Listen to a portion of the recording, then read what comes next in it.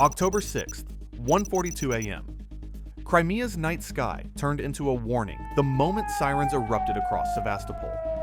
Radar screens flared with incoming signatures, dozens of them, closing from every direction. Russian commanders believed they were witnessing a major strike.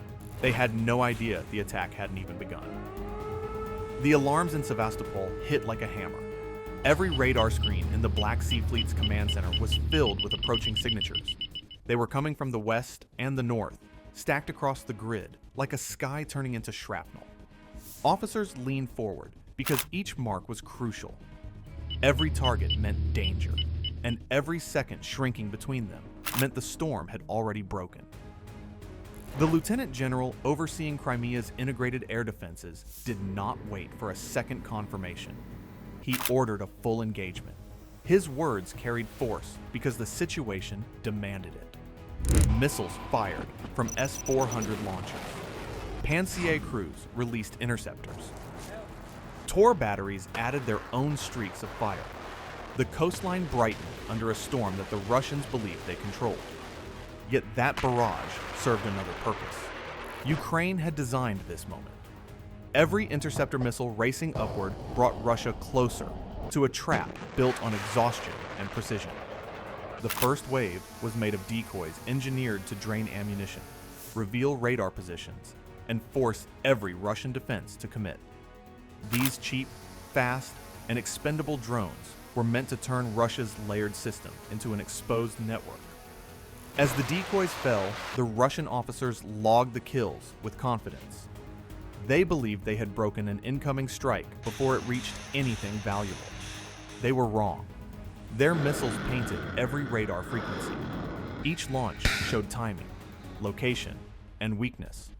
The integrated air defense system was revealing itself while believing it was winning.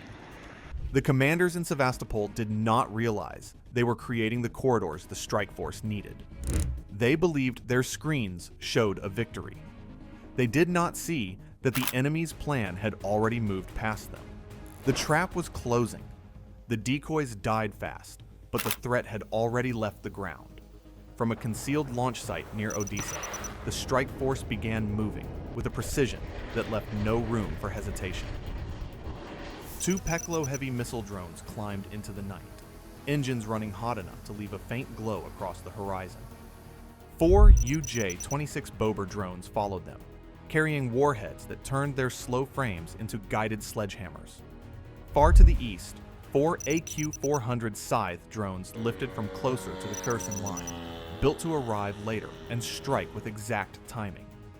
Every platform flew at a different speed, yet all were engineered to converge over Crimea within seconds of each other. That timing required perfection. The Bobers crawled forward for nearly 2 hours. The Peklo units surged at speeds near 700 kilometers per hour and would reach the coast in half an hour. The Scythes bridged the distance with a pace that kept the entire formation synchronized. Ukrainian planners had built a timeline that attacked Russia's decision cycle, leaving no pause to correct a single mistake. The strike force dropped low over the water as they neared Crimea. Their altitude stayed between 30 and 50 meters above the sea, low enough that the Earth's curvature shielded them from the 91 N6E Big Bird radar of the S-400. To Russian operators, the drones did not exist.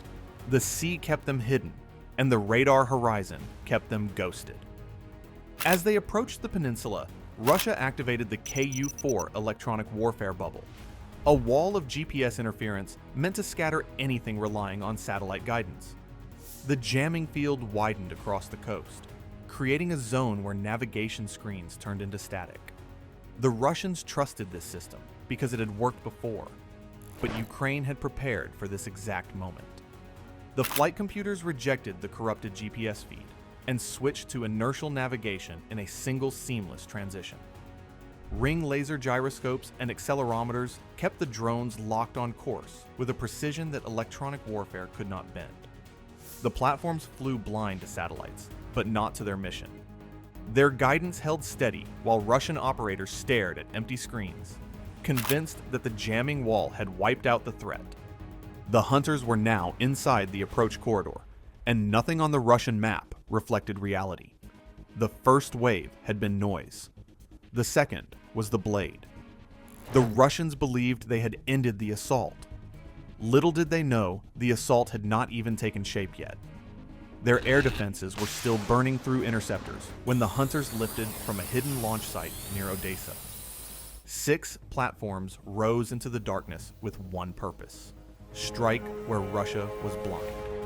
2 Peklo heavy missile drones carried the hardest punch. 4 UJ-26 Bober drones followed behind, each armed with a 50-kilogram warhead built for structural collapse. Farther south, 4 AQ-400 Scythes launched on a separate vector, lighter and faster, timed to merge with the others in the same terminal window.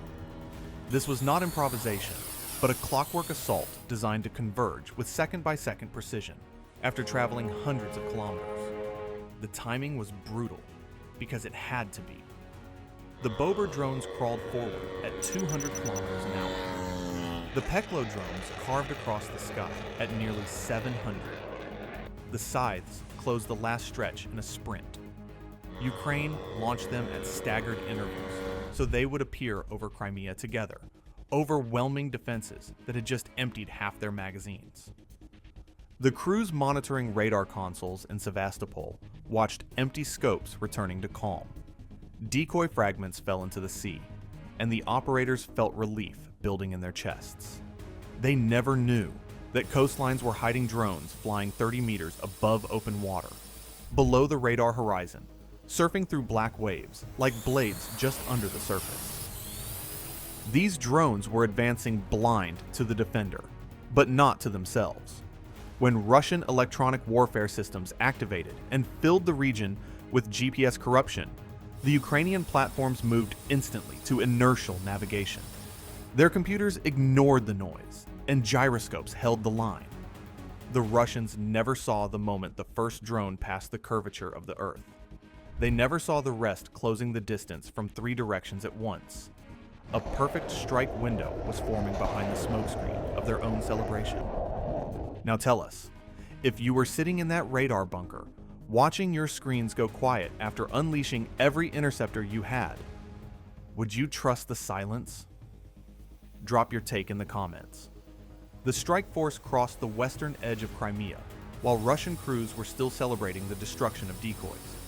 Meanwhile, the hunters had already slipped beneath every radar arc the S-400 depended on. The Bober drones skimmed the sea at 30 to 50 meters, using the curvature of the Earth to disappear from every major Russian sensor. Their engines hummed low, steady, and deliberate, carrying explosives meant to sever the arteries that kept the southern front alive. As the Bober formation advanced, the Peklo drones closed in from a different vector. Their speed gave the operation its second blade.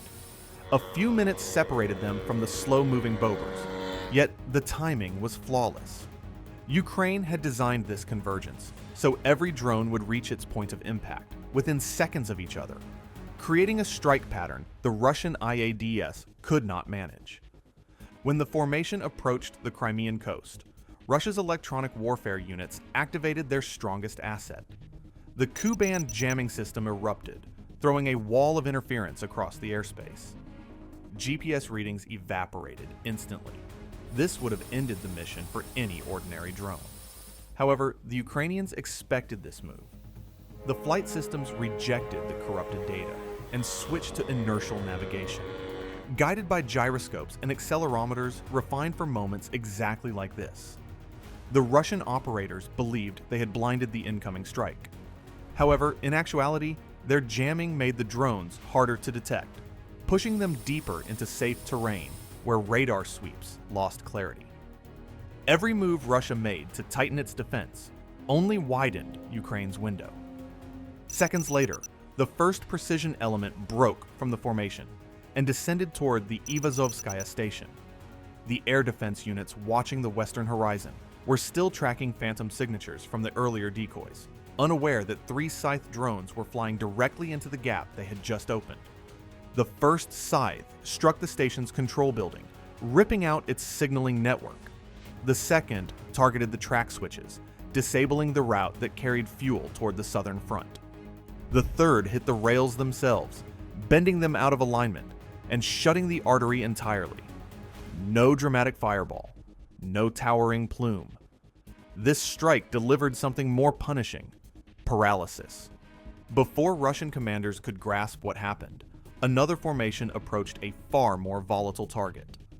The 18th Combined Arms Army's ammunition depot stored enough firepower to sustain weeks of ground operations. It was never supposed to be reached, yet the Bober drones flew straight toward it, low and silent. The first Bober breached the perimeter and detonated inside a storage building. The second and third followed, punching deeper. Then the Peklo drone arrived, carrying a warhead designed to end the conversation. Its terminal guidance switched on, scanning for the highest concentration of munitions. When it committed to the dive, the Russian air defense screen had no interceptors left in reach. The explosion tore across the depot like the ground had swallowed fire. Artillery shells, rockets, and stored S-300 missiles erupted together. A shockwave rolled across the district. Thermal plumes pierced the night sky, and deep inside the command center, officers watched their screens collapse into static as the warehouse chain vanished. This was the moment the Russians finally understood the scale of the operation. Everything they struck earlier had been bait. Everything they had ignored was now burning. While fire from the ammunition depot was still rising, the final wave of Ukraine's strike pushed into Crimea's southern corridor. These drones were heading to choke the lifeline that fed Russia's entire southern war effort. 10 platforms approached Feodosia's oil terminal from 3 directions. 4 Scythes led the front.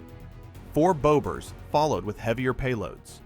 2 Peklo drones trailed behind, carrying warheads meant to finish whatever survived the opening hits. Russian crews at the terminal fired the moment they picked up movement.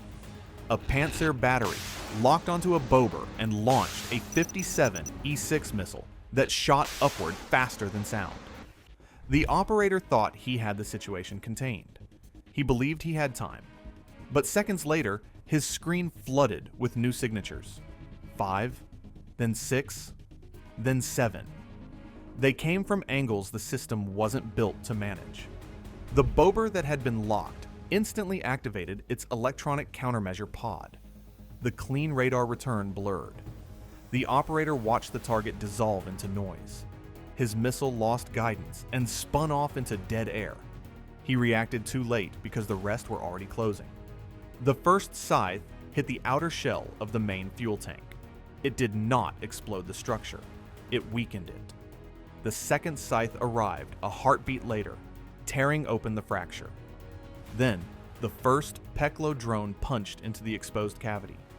The fireball that followed rolled upward like a torch. Another Scythe and another Peklo repeated the sequence on the second tank.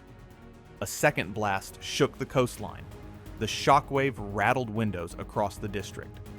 The final Bobers used the chaos as cover, slipping into the blind zone created by smoke and flames. Their warheads weren't large enough to breach the last tank under normal conditions, but the heat had turned steel soft. The third tank ignited in a flash that looked like the sky was tearing apart. 3 tanks, gone in under 10 seconds. NASA's thermal satellites caught the fire from orbit before Russia even understood what they were seeing. Civilian districts began evacuating. Emergency lines flooded. Official channels called it an accident, then a leak, then a malfunction. But the truth was written in the heat signatures and the cratered ground. Crimea's fuel heart was gone, and with it, Russia's southern front lost its tempo. By sunrise, the smoke from Feodosia drifted over a peninsula that had been told it was safe. That illusion burned with the tanks. Now, can you guess what Russia rebuilds first after an operation this precise? Its defenses or its confidence? Drop your take below, hit like, and subscribe if you want the next breakdown the moment it drops.